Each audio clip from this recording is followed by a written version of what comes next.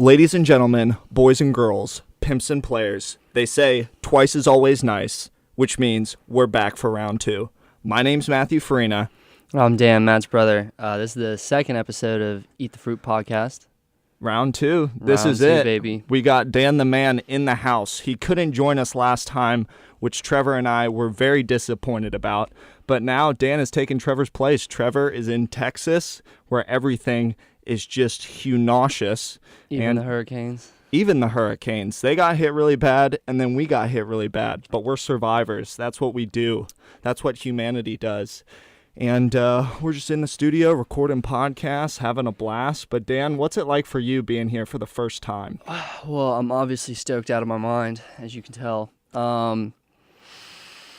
Shades on. Yeah. A bold look. Yeah. Well, I haven't slept in probably like 30-something hours, so... 30 hours? Yeah, I didn't sleep last night. I was just Why is studying for that test. I tried to sleep, and I just couldn't do it, and so I just studied. You had a test going on? I had a test this morning at 7 a.m. What was that like? It was a stressor, and I didn't do as well as I'd like, but that's school for you.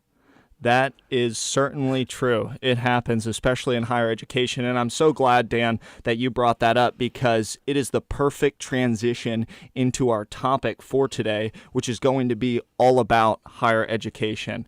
Dan and I are both students. That's what we put on our job applications, at least for right now. And so we thought not only would we give you guys, our viewers, our listeners, a little background into our educational journey, but we thought we'd also provide you with a few helpful tips to excel in middle school, high school, and also the college setting. So we're going to go ahead and jump right into things. But before we do, I want to talk a little bit about our educational background. And a lot of something that a lot of people don't know is that Dan and I were both homeschooled for a large majority, I would say, of our adolescence. Because you started going to public school in 9th grade? 9th grade, yeah. And I started going to public school in 8th grade. But up until that point, our mother was our teacher. Well, we did online classes. Like there were like certain private schools, for... well, like I guess military kids, overseas or something, and we got enrolled into that. And they were actually really good programs. I still think, my writing is really good because of those things, and that was years ago. Yeah, the Potter School, I believe, was the name of that. It was like an online, private, kind of like learning academy, and our mother... signed us up for that because she wanted us to have really strong reading and writing skills, and that was kind of the Potter School's MO. Shout out to Florida Virtual School. Yeah, FLVS, that was a major key alert as well. Took a lot of classes through them, which that was free. The Potter School was quite expensive because it was private. You did get, I feel like we got what we paid for. I mean, yeah, definitely. I agree. One of the big questions that Dan and I always faced growing up, and I think as children we didn't always know how to best answer this question, but now as we look back on things, there's we have a little bit better understanding of kind of what was going down. But why don't you address the whole idea surrounding homeschoolers are just kind of socially inept? Because that's what we got asked a lot. They're like, yo, do you guys even have friends? Because you're just at home all day with one another. So what was your experience with that, Dan? Well, it was definitely a transition period, I'd say for sure. When you come into school, at least in 9th grade, everyone had known each other pretty much from preschool because Gainesville, where I, went to high school, where we went to high school. Purple Hurricanes. Go Hurricanes, baby. Like they had known each other for years and years, then I was just coming in, and obviously, there was a whole different social aspect that you can't get. Like even, we'd been doing team sports since you were 6, I was 8. So, we'd been out, we were doing stuff, but it's definitely different. It was definitely different, definitely a learning curve, The social dynamic at school, as Dan pointed out, was a lot different from some of the other settings that Dan and I were in. Yeah. Because we played sports growing up. Our parents worked over at the University of Florida, so we were always around college students, attending lots of social activities, just partying hard. But once we kind of transitioned into that public school setting, Dan was right. There was a little bit of a learning curve to it. And I actually started going to public school in 8th grade, which might have been even a little more difficult because at the middle school that I went to, all the other students had already been together for 6th and 7th grade. And so I was walking in that final year not really knowing anybody besides everyone on the basketball team. That's why I started going to the school, was for basketball. And I just remember first day of 8th grade, first day of going to public school, sitting on a bench like in a hallway outside of the classrooms before classes started, and I didn't know anybody, and I was just sitting there, and I was just like, holy shit, what have I just got myself into? Yeah, I'd say the daily logistics of social interaction were like the hardest part for me, because like it's pretty easy to be someone's friend, but to be able, to have to see someone day to day, like that's, they're kind of family at that point. We're still like good friends with people we knew in high school, so I guess, we were, or at least I came into something that was, I guess, a lot more, had a lot more weight on it than I thought. And it was just like, oh, it's high school. Who cares? In 4 years, I'll forget about it. No. Do you still talk to anyone that you regularly ate lunch with in high school? Like, who are you closest to from high school now? I mean, like that went to my high school? Yeah. Will Hankin, probably. Okay. I mean, well, Taylor Strum, too. T. Shroom, shout out to him. He joined us on the last episode. Yes, sir. Yes, sir. We are still very much in contact, and hopefully I'll see him soon. But yeah, my friend Will, Will. Tell him the story about when he broke both his arms. Okay. This is gnarly. This is real gnarly. Yeah, I was about to say, yeah, it was rough. We had 4th period basketball class. I thought it was 6th period because remember I had that with you guys. Were you there for that? I was a freshman at GHS and Dan and Will were juniors, and we all had gym class together, 6th period, which is the last period of the day with Coach Bauer. Old Bauer power.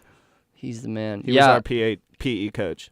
Nah, but I mean, pickup games obviously were going at all times, and I remember seeing Will go up for like a block or something, and I think his knees got cut out, and so he went down and like tried to catch himself with his hands, which that's just natural instinct. Don't ever do that though. Yeah, if you're falling to the ground, you're gonna try to put your hands down to stop yourself. Yeah, so your face doesn't make first contact. But I mean, it pretty much did because like I heard you could hear the snap. Like his wrist went down and they both popped, and basically like what it was like this bone basically just popped and came up over this one on both of his wrists. Both of them. Yeah, and he was like in shock for a second. Like he didn't even realize like what happened. And everyone in the gym that saw what happened just started screaming. Yeah, it was. Yeah, and so the coach took him outside, and the ambulance came. And I mean, he plays ball now, and but for a while he couldn't even do push-ups like for years after. But he's been doing rehab, and now I think he's okay. He couldn't even wipe his own ass. Yeah, which is talk about the struggle being real. Yeah, that's tough. Being a junior in high school and having to have your mom wipe your rear end because both of your wrists are broke. And I mean, there's no shame in it. I was like, there's nothing you could do. But I would rather that happen now than in high school. When we are still trying to figure out who we are and what we're all about, it can certainly be embarrassing. But fortunately, Will was okay, and he had a speedy recovery. And now, I guess from what Dan says, he still balls. Yeah. Not on me, but he does. Well said. Spoken like a true Farina. Something else that was really cool about Dan and I's educational journey is during Dan's senior year of high school and also during my senior year of high school, we're 2 years apart, we were able to dual enroll at Santa Fe College in Gainesville, Florida, which at the time was ranked the #1 community college in the nation. And so we were able to come in as high school seniors and begin earning credit for college. But the best part is we didn't have to pay for anything. They covered all of our tuition and all of our books. And did you take anatomy and physiology at Santa Fe? No, I took that at USF. I took like economics or some, weird stuff, but honestly saved thousands of dollars, with as much as credit hours go for these days. Which is huge, and that's actually going to be our first tip for this episode is if you feel comfortable kind of walking into that advanced setting and a community college or even a 4-year college in your area does offer dual enrollment opportunities for high school students, definitely do it because it'll save you a lot of money, and often you can get a lot of classes out of the way that are just kind of like boring. It's like you'd rather do them your senior year of high school than your freshman year of college when you have a little bit more freedom and autonomy. Yeah, the high schools try and sell it to you as it not being as good, but it's just because they don't want everyone leaving and going and dual enrolling and saving thousands of dollars on college tuition.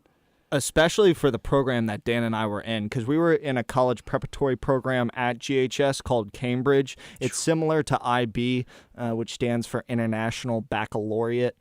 That is another college preparatory program that a lot of people are familiar with. So we were in a ton of advanced classes, and like Dan said, a lot of our teachers were like, yo, don't go dual enroll, like you're going to get a better education here at GHS, which might have been true to some extent, but ultimately we felt like it was best for us. It's high school too. Yeah. I mean, it's public high school. Our expectations can't be too high, especially here in Florida. I know that sounds really kind of condescending, but it's just the reality situation. Public schools here in Florida have really suffered. I was about to say, take it up with government funding if you have a problem with it. Exactly. And so dual enrolling at a local college is always a great opportunity to get a head start on some of those college credits. Plus, you get to hang out with college kids in high school, which is honestly every high school kid's like wet dream. Yeah, that's a really good point as well. I was going to ask, did you make any friends at Santa Fe? Like, what was that like? What was it like walking into that social dynamic of being a high schooler in a college setting? I mean, it was other. It wasn't that special. It was, there was other dual enrolled kids out there like me. Taylor Shrum was out there. Nice. At the same time. T-Shroom. But, it was fun making college connections, and getting to know people over at UF because, it's a lot easier to make a friend, when you're like, yeah, I go to Santa Fe instead of, yeah, I go to Gainesville High School, even though technically you do. And so, I don't know, it maybe slingshotted me a little bit because I know me and Will Hankin, like that summer after, I'm sorry, Mom, but we went to some college ragers from like the friends that we'd met through Santa Fe that, we wouldn't have had access to. You guys were just balls deep in the game. Oh, it was awesome. Awesome. I remember, though, when I was going to Santa Fe, it was like the kiss of death if people found out that you were a high school dual-enrolled student. And so at all costs, I was determined not to let anybody know. Not that it was going to be like the end of the world, because I still felt really competent socially and I could kind of navigate those waters. But it was just like a little bit of a downer. Like, oh, you're still in high school? Yeah, definitely, yeah. Did you experience that at all? Never. Not once? Not once. Danny boy. At least not that I remember. Just the OG, especially with women. I remember there was a couple of chicks that I would holler at, holla, and if they found out that I was in high school, I was like, man, I hope these chicks don't find out because that's just gonna kill me. But you gotta lay down a lot of the sauce first, so they're already lost in it, and they can kind of lose that detail along with it. Absolutely. That's a great point. It's like once you show them like, hey, I'm a normal guy, I'm totally cool, totally chill, I'm a lot of fun to hang out with, then the fact that you're still in high school is just kind of irrelevant unless they're just closed-minded. Said, we bring the party to you. Yeah. We ballin' like Be that. happy we have arrived. Yes, that is so true. That confidence is key. But what was life like once you graduated from high school? Where'd you wind up going? Where'd you wind up going? To the great University of South Florida in Tampa, Florida. And I actually hated Tampa at first because it was definitely different. People are meaner. It's a little bit of a bigger city vibe. Even what though do you mean when you say people are mean? People are mean, like road rage. People would road rage out there to the point, like people were getting shot, just over road rage shit, just, I don't know, because there's more people, there's more anonymity. So like, you could act however you wanted out there and most likely never see that person again. But like here in Jax, if you act out at the town center, more than likely like 3 people are gonna know you through someone. So you kind of have to act. It's I guess there's moderation in as how far you're willing to go, with a confrontation. Like, and I don't condone fighting, but I would be a lot more willing to fight someone I knew I was never going to see again than, someone's brother's cousin that I have to sit in class next to for the next 4 months, if that makes sense. No, it makes complete sense. It's a lot easier to be socially fearless when we're in a larger community because, as Dan just pointed out, there's more of that feeling of like you just being a quote-unquote number, which there's also some drawbacks to that. But on a social level, it is a little nice because you're not as recognizable. And during people's freshman year of college, there definitely is a learning curve, and there's a lot of opportunities to embarrass yourself, especially publicly. And so in a larger university setting, that can almost be a benefit because it's like, oh, like, you know, the person that I threw up all over at the party the night before, I don't have to sit next to in class. Yeah, next to her boyfriend, Yeah. who's clearly still salty about it. So there are some major pluses, but you were in Tampa for 2 years? 2 years and change, I think, because I had to wait around for a semester before I could get into UNF. Okay. And what brought you to UNF? Necessity.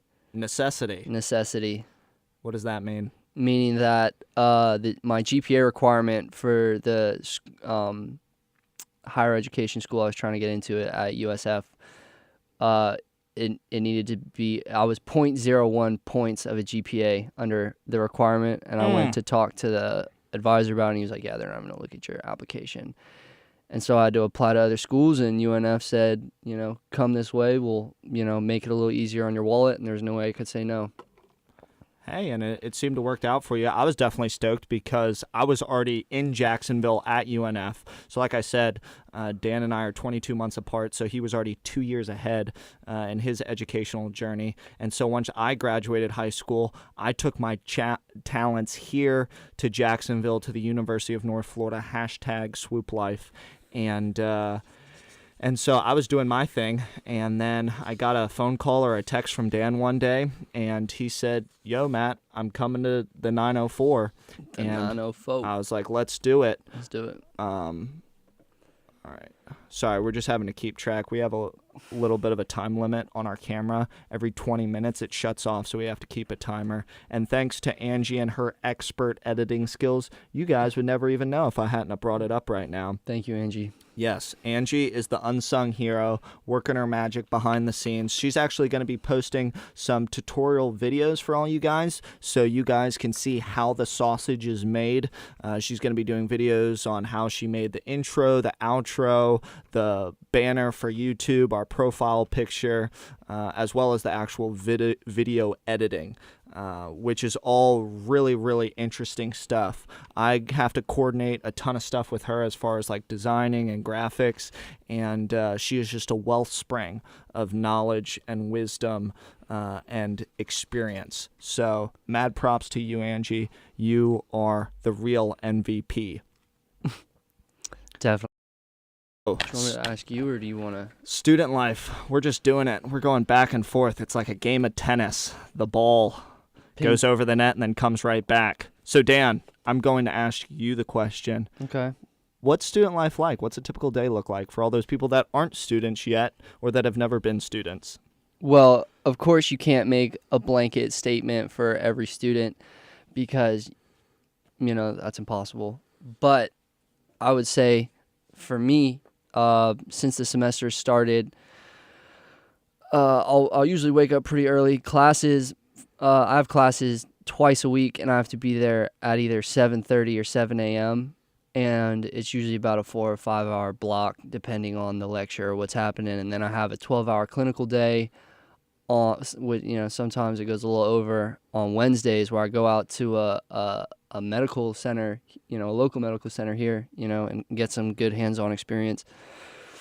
But when you have to wake up early like that 3 times a week, it's definitely kind of rules your schedule, because you can't be waking up at 12 every other day, because there's just no way you'll be able to have a healthy sleep cycle, which is so important because you have to, stay sharp. Luckily, my job, where I work 2 mornings a week, it's 6 to 2, so I can kind of, stay on that schedule. But when I come home from class or work, I usually just, vibe out for a little bit, just, mentally decompress. Would you mind telling our viewers and listeners what you study exactly? Yeah, I'm in nursing school right now. Nursing school. Dan, the male nurse. Yes. The nurse, soon Be to be. careful. Someone will snap on you for saying male nurse. Oh, That's a really? sexist term. Oh, excuse me. I apologize. I'm a nurse. Didn't mean to offend anybody. But that's right. Dan is in nursing school at UNF, which is a very, very good program.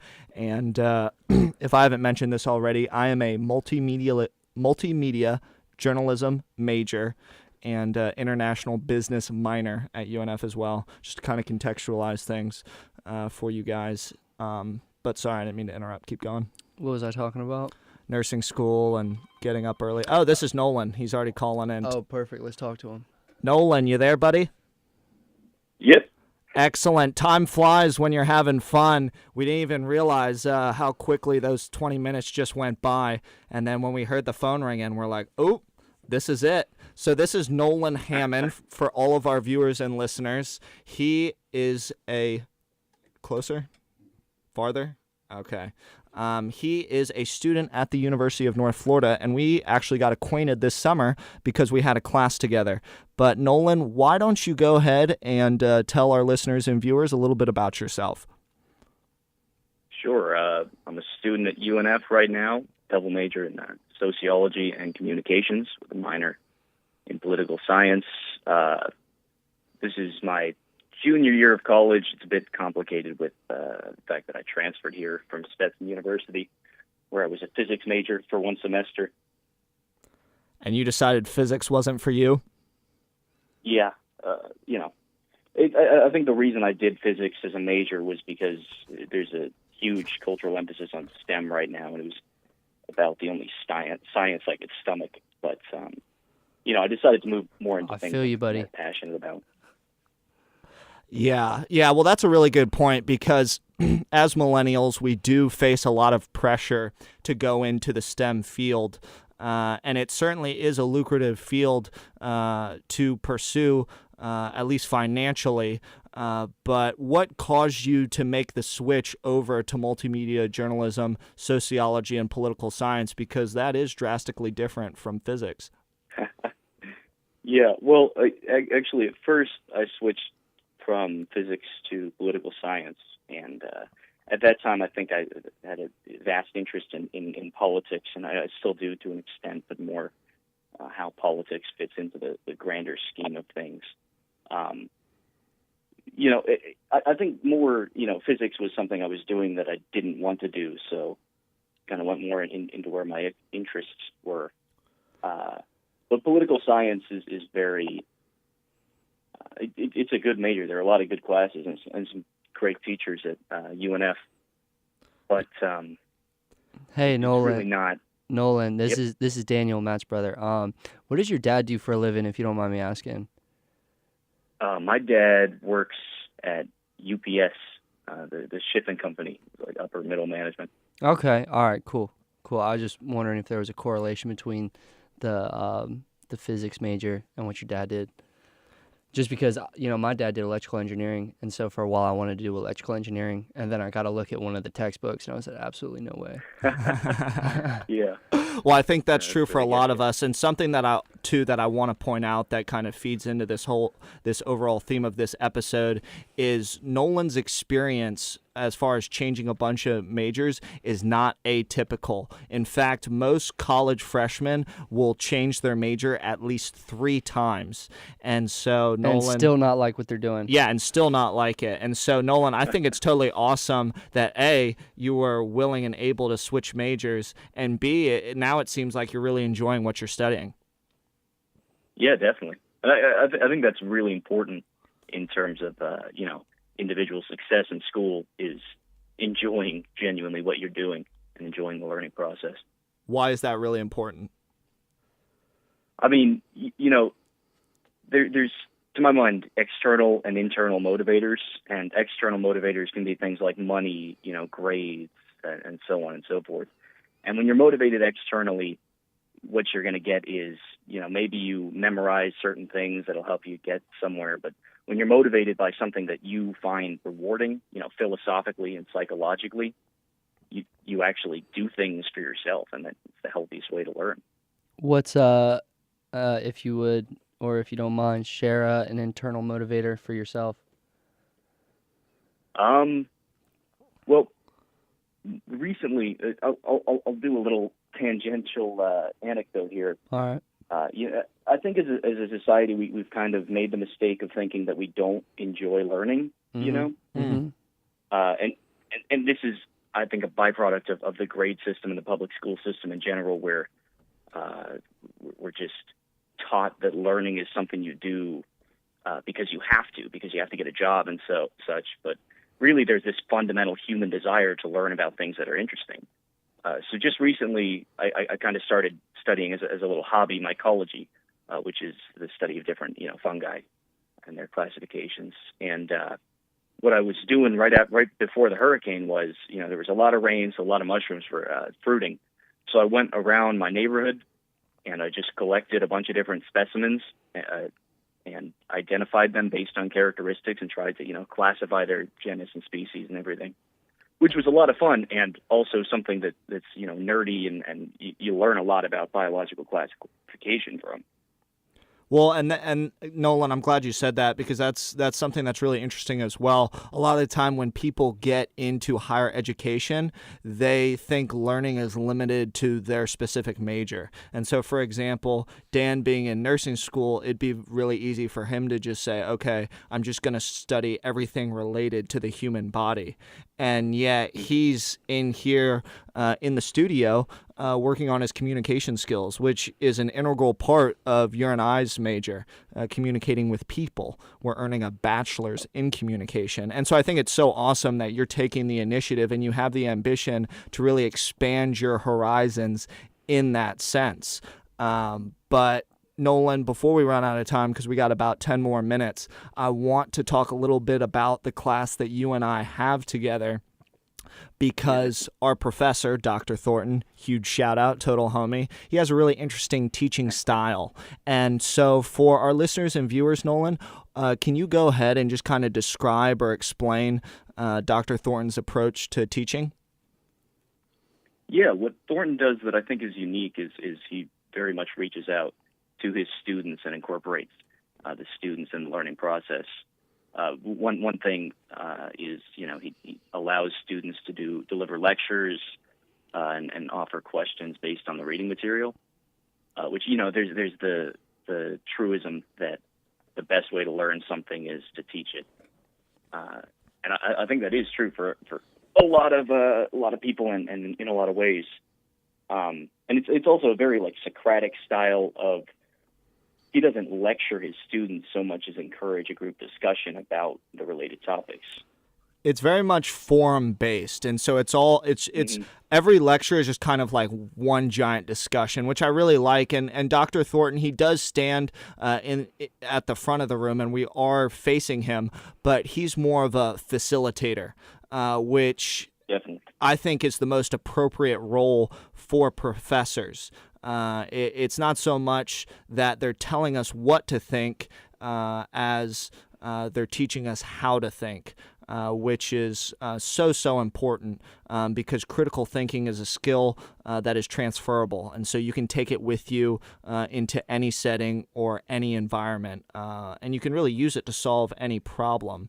As far as his tests go, because his tests are notorious for being extremely difficult, do you think that his style of teaching has allowed you to excel during his exams? Yeah, I think it definitely helps with, because, with his exams, with his quizzes and stuff, it's just kind of simple, single answer responses. With his exams, he has almost, essay format, longer response questions that are, there's not necessarily an answer so much as you have to write a paper arguing a certain thing, And I think his classes definitely kind of offer that open air discussion of these, especially when we talk about the questions and people kind of throw up their answers in the air. And you realize, in most parts of life, the truth to these these tests isn't some specific thing that you have to remember from some specific book, but rather you aggrandize knowledge. You collect information related to topics, and then you answer based on your knowledge and using your knowledge. Yeah, that's justified, you know. That's a great way to describe it. Basically, the way Dr. Thornton's tests work is they're all written response. And so at the beginning of the semester, he will give you a packet of 10 questions, and they're all essay questions. They're all argumentative. And he basically says, use facts and information and example from the textbook to support your argument. And so you already know what questions are going to be on the exam. The catch is he's going to assign 2 of the 10 questions, and so you don't know which 2 you're going to get. And then you're responsible for writing an essay on each question. And so basically what Nolan and I did to prepare for our exams this summer, because we had Dr. Thornton this summer and now we have him again this fall, is we would go through and we would kind of create bullet points for every question to get an idea of what we wanted to say and the argument that we wanted to make. And then once test day rolls around and say we get question, or I get question 1 and 8, then I would already have my stuff prepared and I'd go in, I'd write the 2 essays. And then there's also an identification part of his exam too, where he has a huge list of terms and people and events that we studied. And you basically have to explain why those individuals or events were significant for journalism history. And that is also challenging, but it's not overwhelming. He gives you a list of those IDs terms before the test, or he gives you an idea of what the terms are going to be. So once again, you can look up the information, have it prepared, and then come test time, you're ready to rock and roll.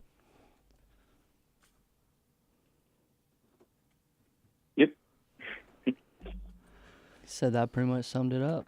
But how the thing that Dan and I were chatting about too while we were driving over here is just how Dan's classes in the nursing school kind of contrast like Dr. Thornton's class in the journalism school.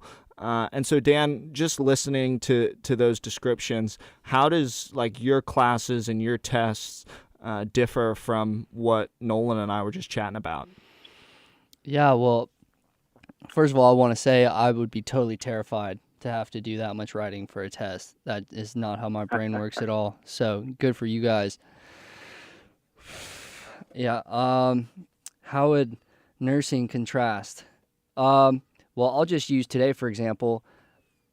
I had a quiz this morning at 7, and it was worth like 10% of my grade, like my overall grade, and it was on cardiac arrhythmias, EKGs, and then the renal system.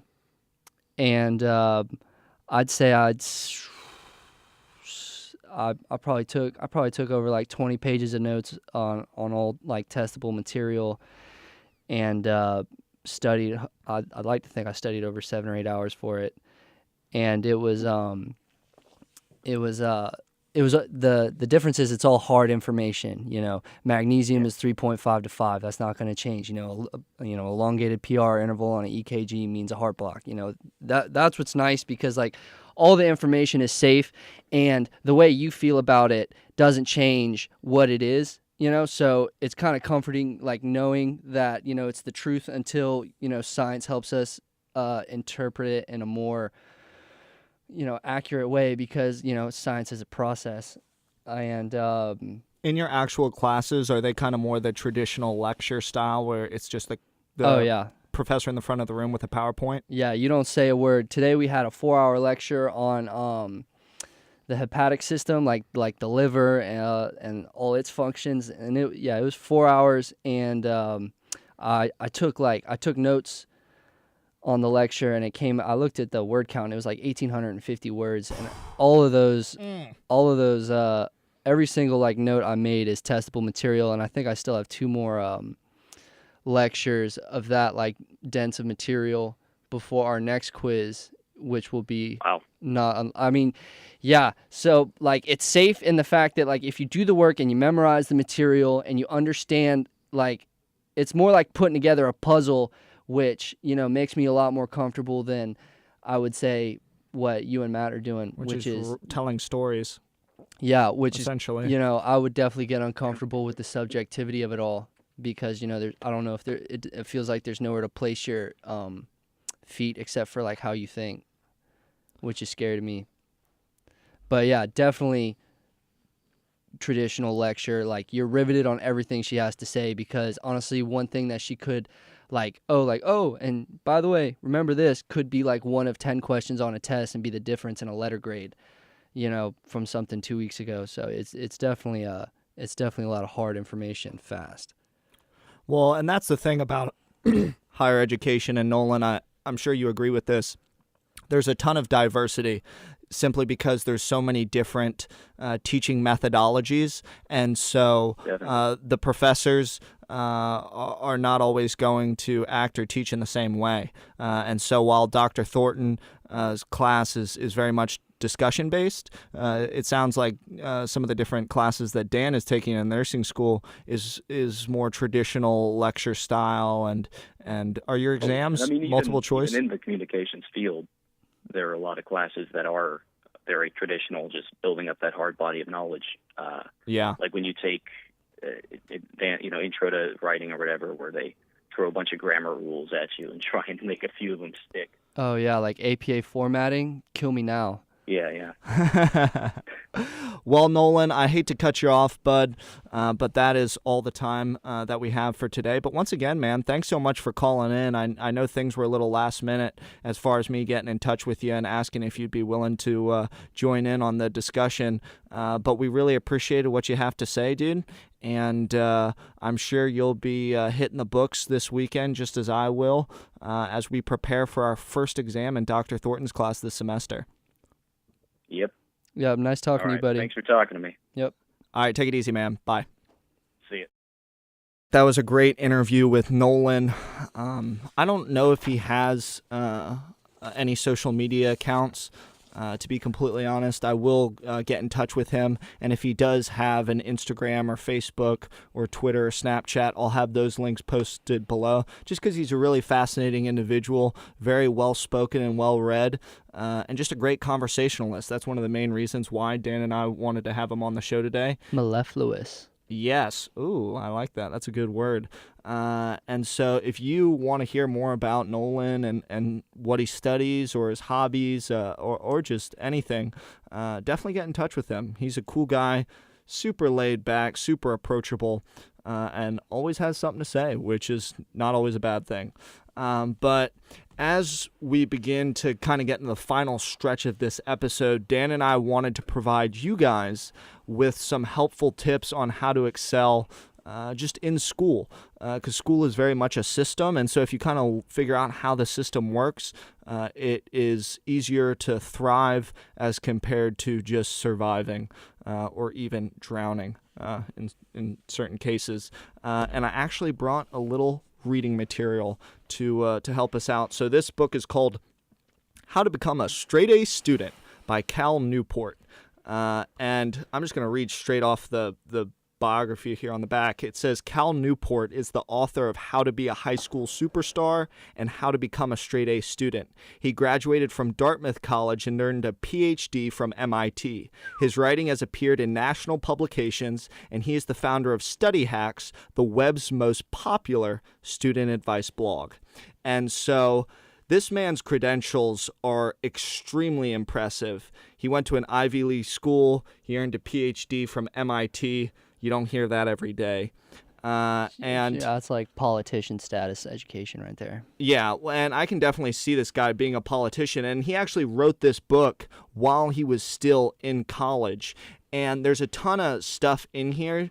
I just want to cover one of the things that I thought was most helpful, which is scheduling, because that's one of the greatest downfalls of students in general is time management and not managing time effectively. And Cal addresses that in this book. And Dan actually started doing some of these different habits before I'd even read this book.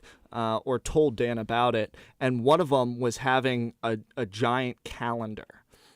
So, Dan, why don't you talk about that for a second, kind of your reasoning behind having this giant calendar on your desk and how that helps you organize your schedule. I mean, it basically just comes down to necessity of simplification. When you've got when when you've got stuff due for classes, you've got to schedule out, how like studying for tests, because in high school I feel like everybody could get away with doing pretty well for a test as long as they studied like maybe 1 or 2 3 days in advance.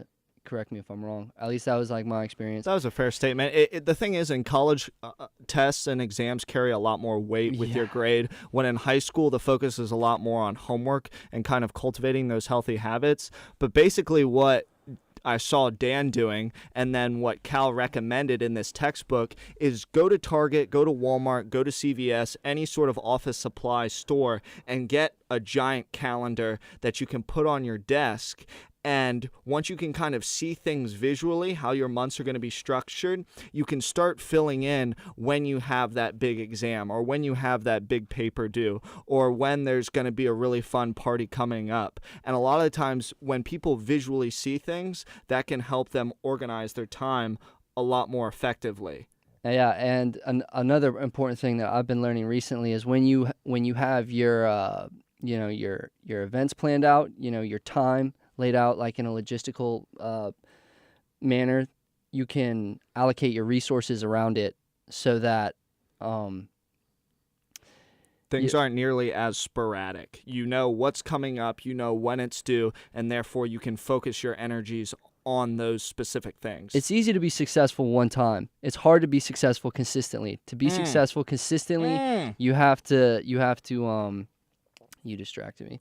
To be consistent, and like to be successful and consistent, like in a consistent way, constantly do well. You have to keep your motor running, and that takes time. So you have to also be able to put that in a time. You have to if I play basketball when I have free time, and I haven't been able to recently, but I was just was able to start pretty much with the semester, and it's like just to have like that 3-hour cutout every other day to just like let go of all that stress. That's how you keep your motor running, because stress, push, that's the model that people show, but it's not sustainable. So like people that are like, I'm gonna stay up for, or like what I did last night, I just stayed up all night and studied. Honestly, it didn't really help me. I honestly think I probably did worse than if I would have, actually gotten some sleep.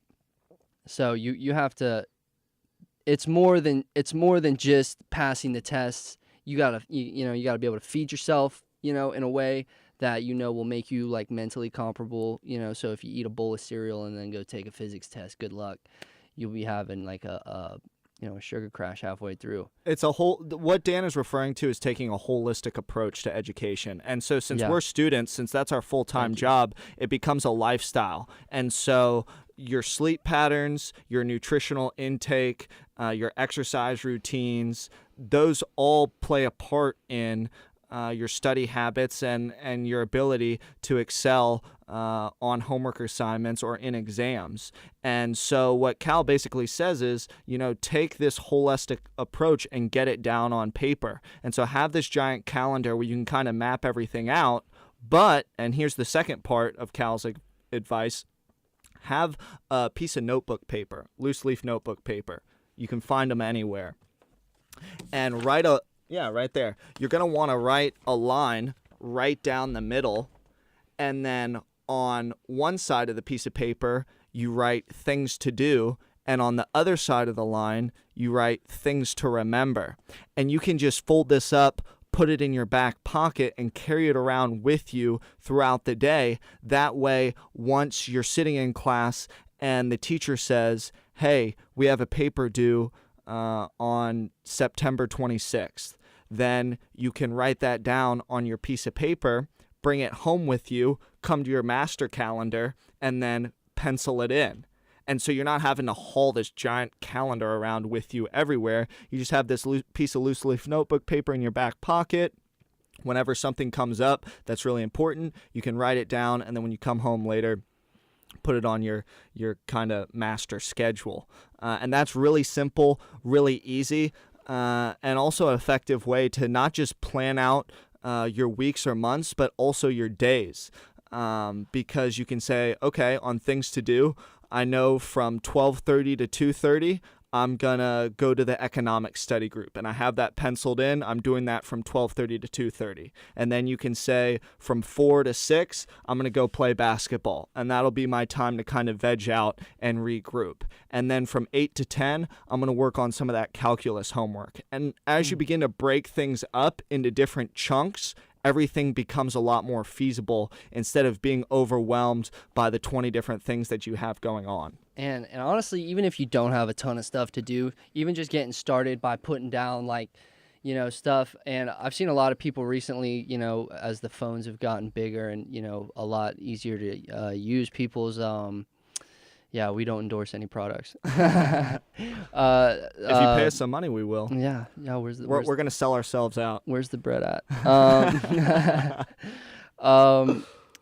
Just throw it on your phone, because when you put it on that paper and then you start teaching yourself to do what is on that schedule, it becomes a habit. And that's honestly, that's what, consistent habits is, how consistent good habits is success. And so, maybe you don't have a ton of stuff to do now, but rest assured, life is going to come for you, and there'll be, shit happens. Life happens. When life happens and there's not enough hours in a day, and that's consistent for months at a time, and you feel like you're just drowning, to already have in place the skills where you know how to take in information and tasks that you need to do, be able to put it down, organize it, and then complete it is invaluable skill. And that's what Dan was referring to earlier when he talked about it's really difficult to be successful consistently. Most people aren't willing to take the time to develop the habits. And so even if your schedule isn't super hectic or overwhelming right now, if you can get a head start by buying your calendar and getting your piece of loose leaf notebook paper and just writing things down, you're going to be light years ahead of everyone else, because people often wait until it's too late. Don't try to learn how to swim when you're already drowning. Amen. I couldn't have said it better myself. And that's what's so important about this book, because some people might look at it and they're like, oh, how to become a straight A student? I'm already a straight A student. Like, I don't need any of this crap. It's not the point. Life's easy. Dan's right. It's not the point.